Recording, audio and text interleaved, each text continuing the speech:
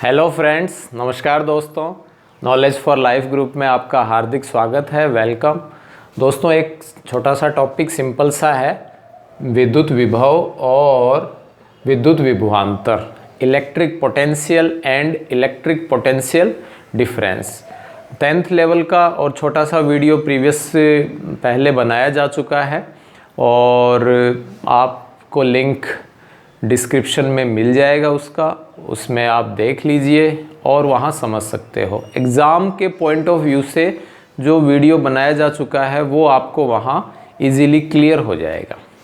आज हम दोस्तों इसको थोड़ा सा डीपली पढ़ेंगे, कंसेप्चुअल भी इसको क्लियर करने का प्रयास करेंगे। इसके लिए मैं 2-4 अदर जो मेथड्स हैं या अदर एग्जाम्पल हैं वो मैं लूँगा और उससे ये इजीली आसानी से आपको क्लियर हो जाए, ऐसा मेरा प्रयास रहेगा।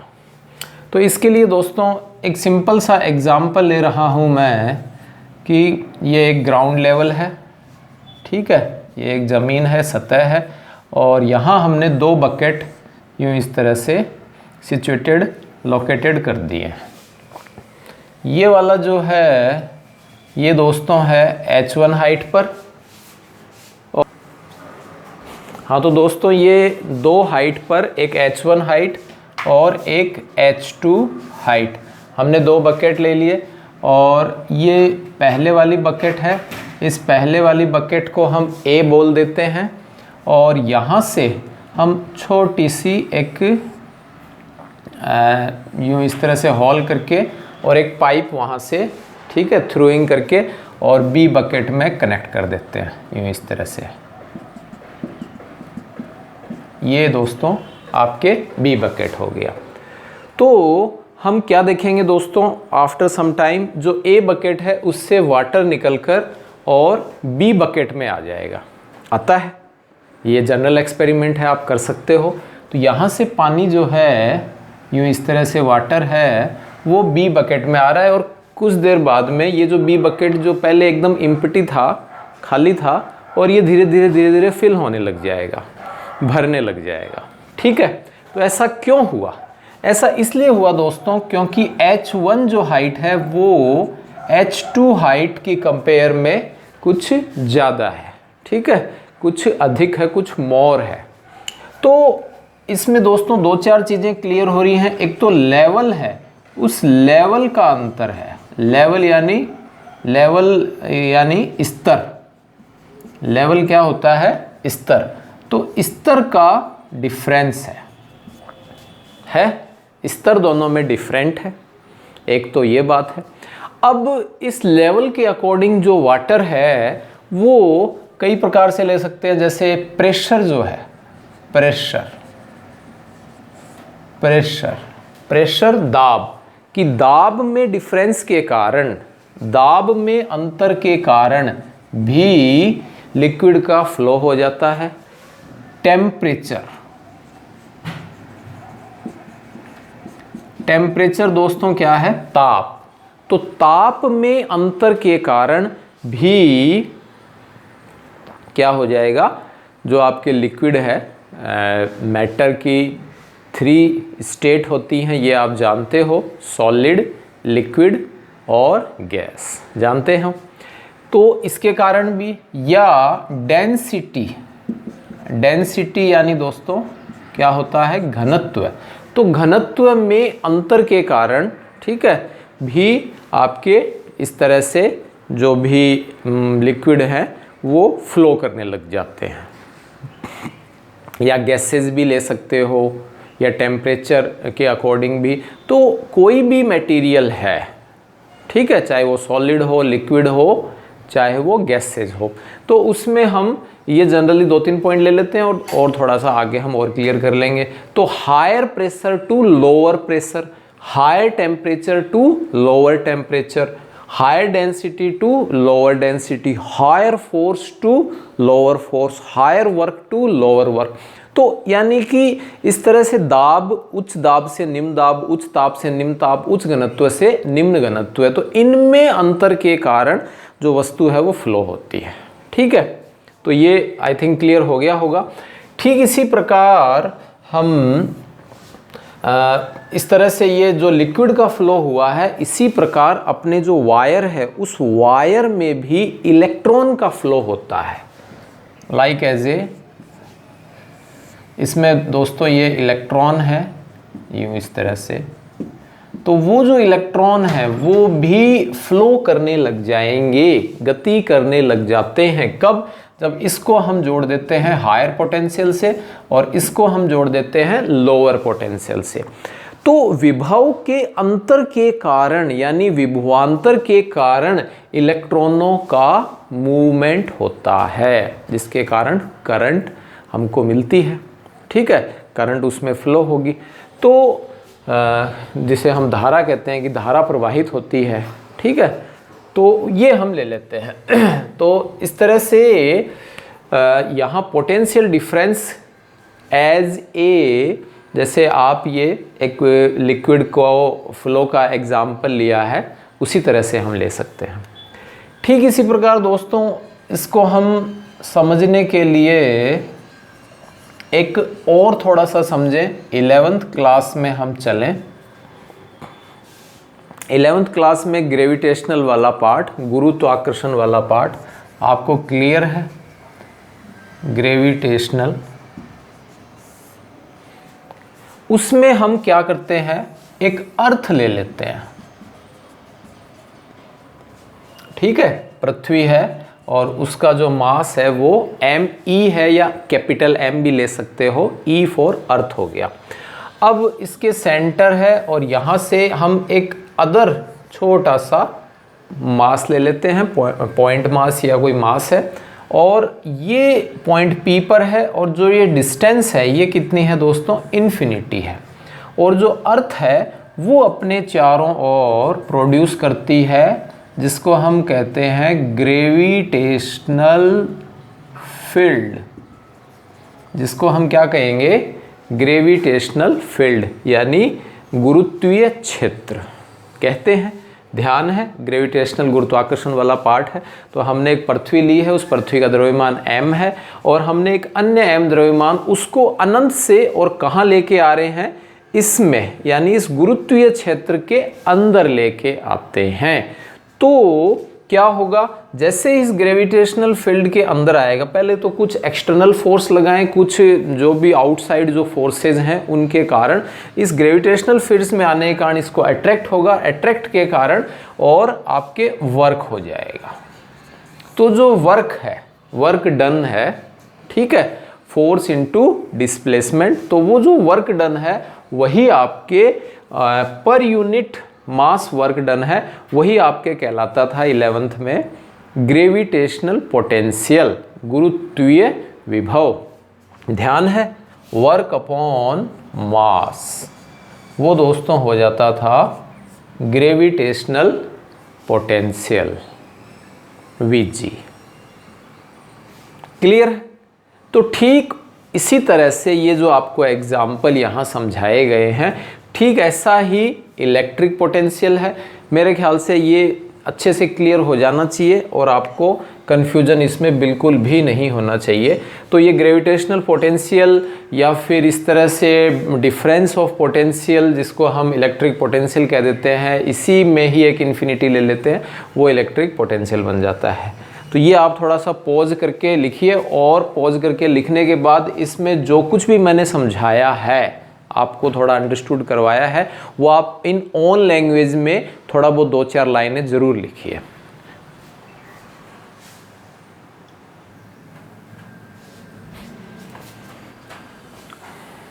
हाँ, तो दोस्तों आगे है आपके इसमें इलेक्ट्रिक पोटेंशियल डिफरेंस, और इसको हम थोड़ा सा क्लियर करने के लिए 2 डायग्राम ले रहा हूँ। जो आपको अच्छा लगे वो डायग्राम आप बना सकते हो।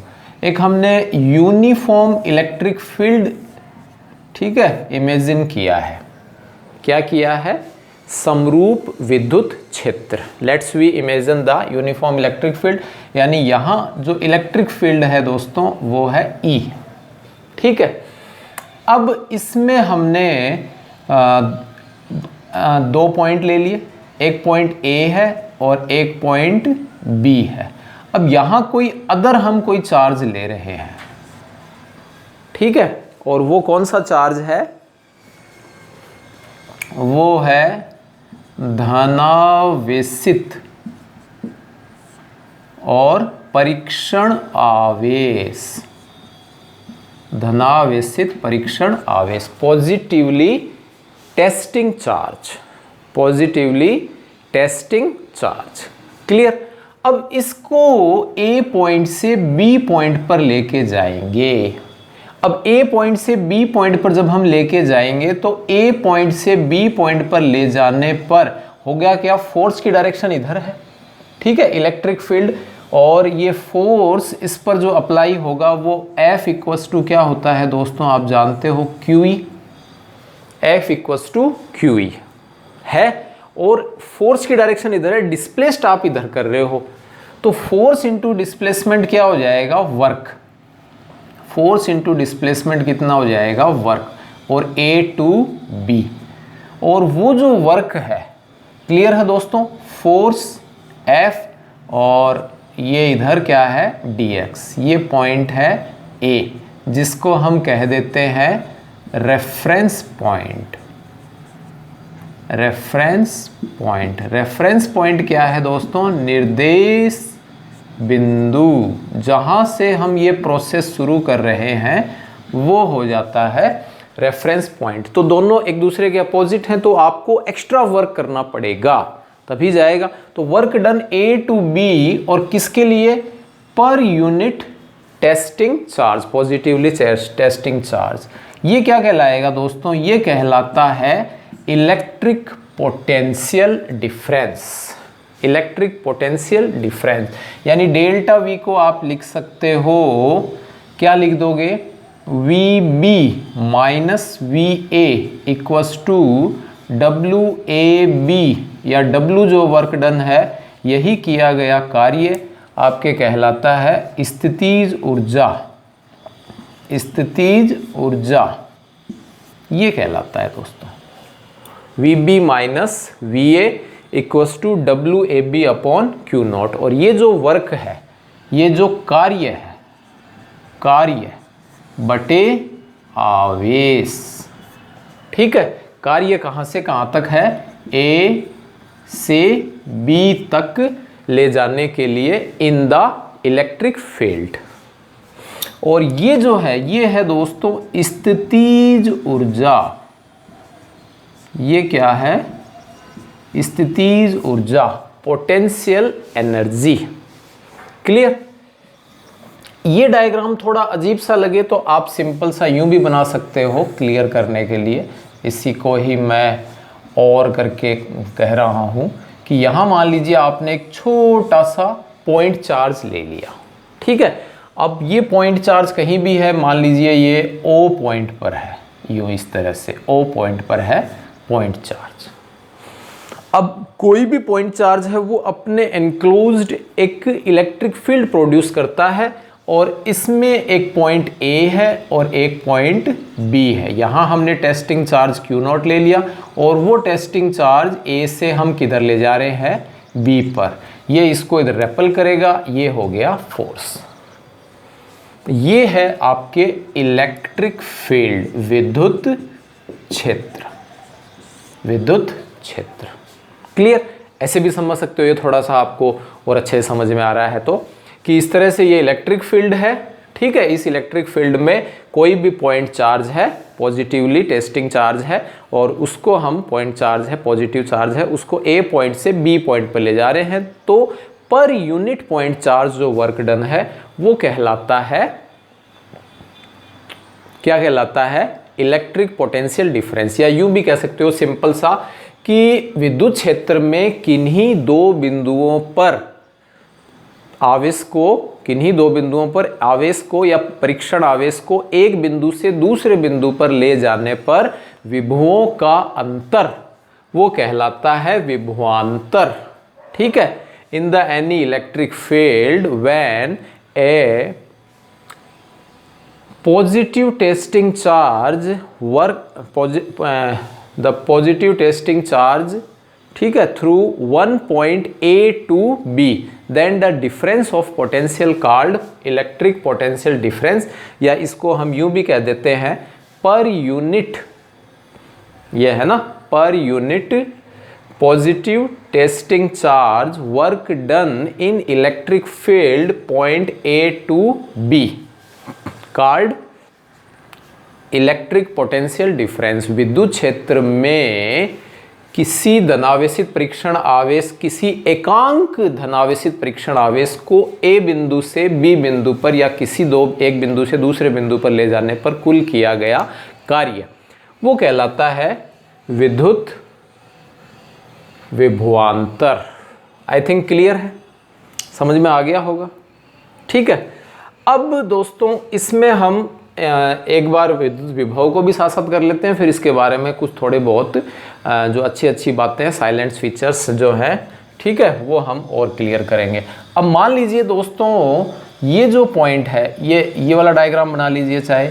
अब ये जो A पॉइंट है यूँ इस तरह से, ये प्लस Q है और ये आपके B पॉइंट है। A पॉइंट को हमने भेज दिया, जो ये रेफरेंस पॉइंट है, ये जो डिस्टेंस है दोस्तों ये है अनंत, इन्फिनिटी वाली डिस्टेंस है। ठीक है, यूँ तो ये A पॉइंट है, तो A पॉइंट पर जो पोटेंशियल है वो क्या हो जाएगा, 0 हो जाएगा। और B पॉइंट पर जो पोटेंशियल है वो आपके VB है ही।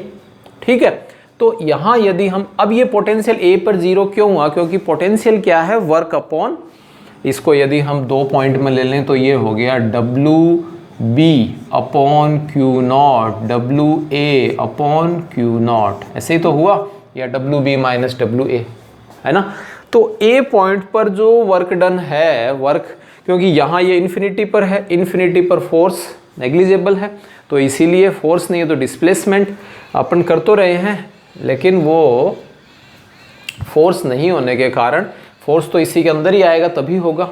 ठीक है, तो इसलिए जो इन्फिनिटी है उस पे इलेक्ट्रिक पोटेंशियल A पॉइंट पर 0 होता है, तो आपके दोस्तों वो आ जाएगा VB equals to W upon Q0, या VB को आप VB लिख सकते हो, ये हो गया W अपॉन Q0। ठीक है, तो ये आपके है दोस्तों विद्युत विभव, ये है विद्युत विभव। इसको हम कह देते हैं कि अनंत से किसी एकांक धनावेश को विद्युत क्षेत्र, अनंत से किसी एकांक धनावेश को विद्युत क्षेत्र में किसी भी बिंदु पर विद्युत क्षेत्र में लाने के लिए कुल किया गया कार्य, वो क्या कहलाता है, विद्युत विभव कहलाता है। एकांक धनावेश को अनंत से विद्युत क्षेत्र में ला रहे हैं, तो जितना कार्य किया जा रहा है वो विद्युत विभव कहलाता है। यदि इफ विद्युत विभव कहलाता है। ठीक है, ये एक सिंपल सा है, एक बार इसी में ही अपन थोड़ा सा बात कर रहे हैं। विद्युत विभव यानी कि मात्रक इसका, इसकी यूनिट क्या हो जाएगी दोस्तों, W हो गई जूल अपॉन कूलाम क्या होता है दोस्तों, वोल्ट, और 1 वोल्ट इक्वल्स टू हो जाएगा 1 जूल अपॉन 1 कूलाम, यानी कि 1 कूलाम आवेश को अनंत से विद्युत क्षेत्र में लाने के लिए 1 जूल यदि कार्य किया जाए तो वो कहलाता है 1 वोल्ट। वो क्या कहलाएगा, 1 वोल्ट। तो electric potential I think clear हो गया होगा। The electric potential on point B, ठीक है, that is the work done to carrying the positive testing charge, and unit कह देते हैं, unit positive testing charge to infinity of any point in the considerable of electric field called electric potential if if इसमें एक दो नाम यदि आप जोड़ना चाहो, अदरवाइज़ ये अपने आप में एक ठीक ठीक डेफिनेशन है और क्लियर हो गई होगी। हाँ, तो ये 1 वोल्ट हो गया और ये आपके हो जाता है। ठीक है, 1 वोल्ट की डेफिनेशन भी आपको क्लियर कर दी है। 1 volt if the unit 1 coulomb या यूनिट पॉइंट चार्ज या unit positively testing charge work done या carrying to work done infinity in electric field, then the total work done, ठीक है, work done called electric potential. ठीक है, तो ये आपके हो जाता है। इसकी दोस्तों डायमेंशनल यदि हम ले लेते हैं विमीय समीकरण, डायमेंशनल फार्मूला, तो ये जूल का आप याद रखो, m1 L2 T-2 11th में आपको क्लियर है। कूलाम का हो जाता है A1 T1 और दोस्तों ये हो जाएगा m1 L2 T-3 और A-1, m1 L2 T ऊपर जाएगा -3 A-1, तो ये आपके हो जाता है। क्लियर? तो इसको आप लिख सकते हो, पॉज कर। हाँ, तो दोस्तों इलेक्ट्रिक पोटेंशियल और electric potential difference I think clear हो गया होगा। इलेक्ट्रिक पोटेंशियल में आपने यही किया था कि एक छोटा सा कोई ना कोई पॉइंट चार्ज है और हमने एक यूनिट टेस्टिंग चार्ज है और उसको इन्फिनिटी है। इलेक्ट्रिक फील्ड में हम कोई पॉइंट बी पर लेके आ रहे हैं, ये रेफरेंस पॉइंट ए है, ये हमने इन्फिनिटी पर ले लिया है, ये ऑलरेडी अपने चारों ओर। तो ये क्लियर कर लिया था कि the electric potential on point B, that is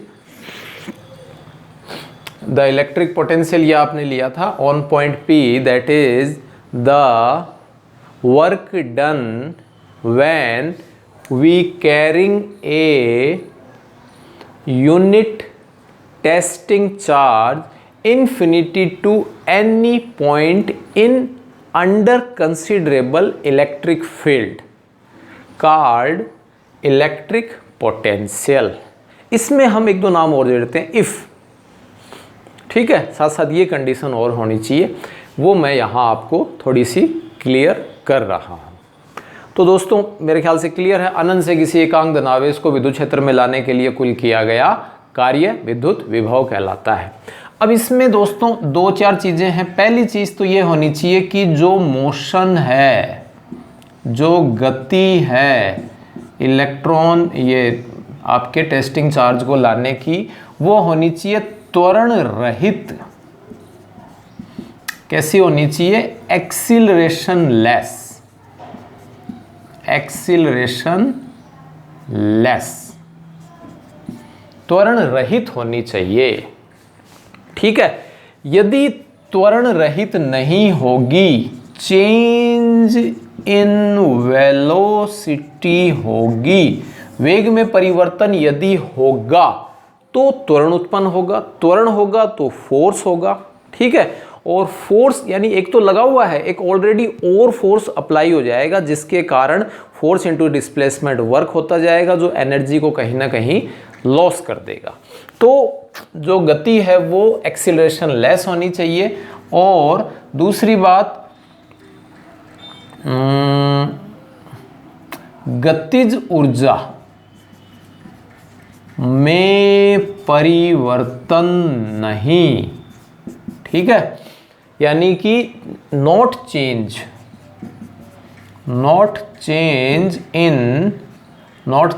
in kinetic energy, kinetic energy, गतिज ऊर्जा में दोस्तों परिवर्तन नहीं होना चाहिए। यदि गतिज ऊर्जा में परिवर्तन होगा, वही आपको पहले क्लियर कर रहा हूं, गतिज ऊर्जा में परिवर्तन होगा, एनर्जी का लॉस होगा, तो वो हो सकता है यहां से यहां तक पहुंचे ही नहीं। तो ये हम एक आइडियल सिचुएशन ले रहे हैं कि त्वरण रहित गति होनी चाहिए। वो आप उसमें लिख सकते हो डेफिनेशन में कि गति जो है वो त्वरण रहित हो, एक्सीलरेशन लेस हो, not change in kinetic energy, kinetic energy में चेंजमेंट नहीं होना चाहिए। ठीक है, और दोस्तों इसमें हम एक दो चीज़ और लेते हैं कि जो बल है, यहां जो हम बल ले रहे हैं वो बल कौन सा होगा, संरक्षी बल होगा, और जिसके कारण जो क्षेत्र उत्पन्न हो रहा है वो हम कह देते हैं संरक्षी बल क्षेत्र, यानी कि कंजर्वेटिव फोर्स फील्ड।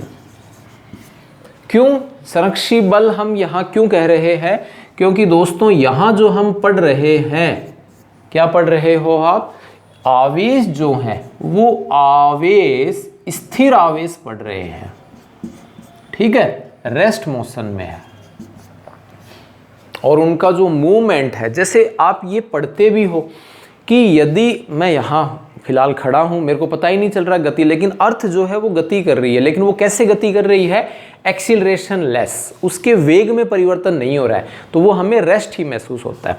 तो ये जो आवेश है वो यहाँ हम इलेक्ट्रोस्टैटिक्स पढ़ रहे हैं, इसमें आवेश एक स्टेडी मोशन में है, रेस्ट में है, स्टेडी स्टेट में है, स्टेडी मोशन में नहीं, स्टेडी स्टेट में है, स्थिर है, और स्थिर आवेश जो है वो यहाँ आपके संरक्षी बल है। और साथ ही साथ हम यहाँ केवल और केवल किसकी बात करेंगे, स्थितिज ऊर्जा की। जो स्थितिज ऊर्जा की जो भी धारणाएं हैं उनको हम फॉलो करेंगे, उनका हम अनुसरण करेंगे, जो भी उसकी साइलेंस फीचर्स हैं, जो भी उसकी क्वालिटीज़ हैं, स्थितिज ऊर्जा की जो परिभाषाएं हैं, उससे संबंधित जो गुण धर्म हैं, ठीक है, जो धारणाएं हैं, जो गुण धर्म हैं, उनकी हम यहाँ बात करते हैं। पोटेंशियल एनर्जी, किनकी बात करेंगे दोस्तों, पोटेंशियल एनर्जी की। काइनेटिक एनर्जी की चेंज नहीं करेंगे, काइनेटिक एनर्जी तो हम, तो ये कंजर्वेटिव फोर्स 11th क्लास में आई थिंक क्लियर है आपको, ऐसा मैं मानता हूँ, ठीक है। और इसका रीज़न कंजर्वेटिव फोर्स यहाँ हमने क्यों लिया वो आपको क्लियर कर दिया है। कंजर्वेटिव फोर्स में इनिशियल और फाइनल पॉइंट पे डिपेंड करते हैं, एनर्जी का लॉस नहीं होता है, एनर्जी हमेशा कंजर्व रहती है। ग्रेविटेशनल फोर्स, इलेक्ट्रोमैग्नेटिक फोर्स, ये जितने भी यूनिवर्सल नेचुरल जो फोर्सेस हैं उनके लिए हम ये यूज में लेते हैं। और दोस्तों इसमें हम थोड़ा सा और समझें कि इलेक्ट्रिक फील्ड एक तो ये है कि कोई चार्ज है, रेस्ट है, और वो अपने क्या मेज़र करता है, इलेक्ट्रिक फील्ड, विद्युत क्षेत्र, और वो जो विद्युत क्षेत्र यहाँ हम ले रहे हैं वो संरक्षी बल क्षेत्र ले रहे हैं। लेकिन हम यदि घरों के अंदर ये बिजली बनाते हैं, जनरेटर लेते हैं, उसमें परिवर्ती चुंबकीय क्षेत्र होता है।